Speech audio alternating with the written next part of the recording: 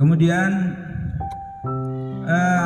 terkait dengan judul tadi, ma yajuzu labsuhu wala yajuz, sesuatu yang boleh dipakai dan sesuatu yang tidak boleh dipakai. Ketika kita berbicara dalam perspektif fikih, maka di dalam fikih itu ada beberapa hukum.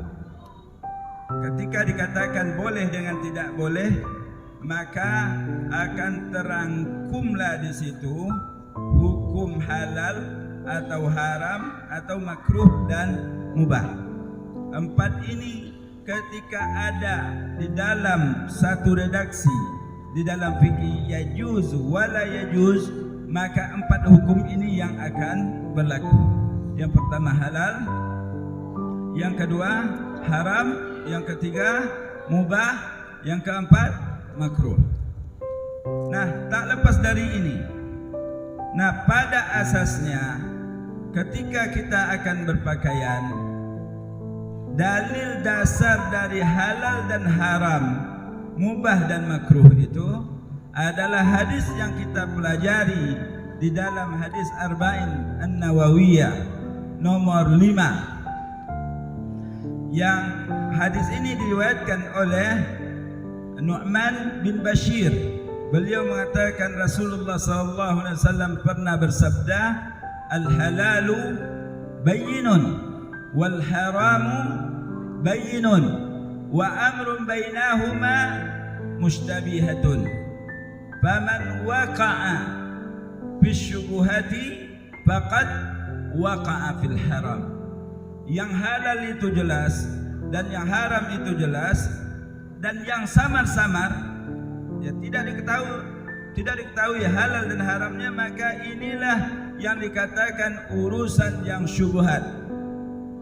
Kata Rasul sallallahu alaihi wasallam, siapa yang terjerumus kepada hal yang syubhat, maka dia terjerumus kepada hal yang diharamkan oleh Allah Subhanahu wa taala. Di dalam hadis itu dikatakan seperti orang pengembala di dekat di tepi kebun orang. Selincah-lincahnya atau sehebat-hebatnya pengembala, ya satu rumpun padi akan dimakan oleh kerbau atau sapi atau kambing yang digembalakan tersebut. Ketika seseorang itu gembala di tepi-tepi, di pinggir-pinggir ladang atau kebun orang. Seperti itu juga ketika kita berada di hukum yang tidak jelas halal atau haramnya. Yang jelas sudah jelas, pakaian yang kita pakai sehari-hari secara zat ini dihalalkan oleh Allah Subhanahu wa taala. Ya. Kemudian pakaian itu dia sama dengan makanan. Ada yang zatnya halal tetapi secara memakainya tidak thayyib. Ya, ada halal, ada thayyib. Ini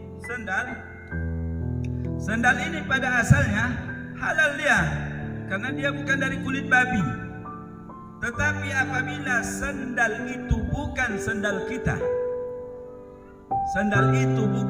kita, yang tadinya dia berasal dari kulit sapi atau kulit kambing, ketika dia bukan hak milik kita, kita pakai, yang halal tadi menjadi haram. Baik itu dengan niat mencuri ataupun niat hanya memakai saja. Kalau mencuri kan dihilangkan, masukkan, disembunyikan di lemari atau di tempat-tempat yang lain. Tetapi ketika dia tidak kita curi, kita ambil dia di depan masjid, kemudian dipakai menjelang ke asrama, sampai di asrama sudah dibiarkan itu saja, ataupun dikembalikan ke tempatnya. Inilah yang sudah menjadi mustalahat yang sangat populer di kalangan kita yang dinamakan dengan ghasab. Ya. Jadi yang tadinya asalnya halal, akan tetapi kita pakai dengan tidak izin orang punyanya, maka jadilah dia pakaian yang haram. Begitu juga pakaian-pakaian yang lainnya. Ini yang pertama. Yang kedua, pakaian itu pakaian yang menutup aurat. Ketika pakaian itu tidak menutup aurat, maka haramlah untuk dipakai. Yang ketiga, pakaian itu tidak ada tasbih di situ. Tidak ada menyerupai. Kalau kita yang laki-laki, pakaian laki-laki yang dipakai. Kalau yang perempuan, pakaian perempuan yang dipakai. Ketika ada tasyabbuh di situ, ya, pakaian yang kita pakai itu adalah pakaian yang kebiasaan dipakai oleh perempuan, maka haram itu untuk dipakai, bahkan dilaknat oleh Rasulullah SAW. Atau pakaian itu ada penyerupaan dengan orang-orang kafir, pakaian yang menyerupai pakaian orang kafir, ini juga haram hukumnya untuk dipakai.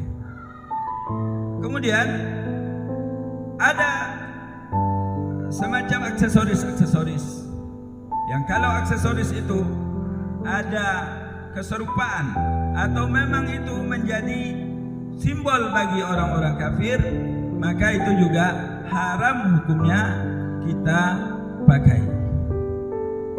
Jadi ini harus kehati-hatian ketika kita akan memakai pakaian yang ada tasyabbuhnya, ada keserupaan dengan orang kafir, ada keserupaan dengan laki-laki, ada keserupaan dengan perempuan.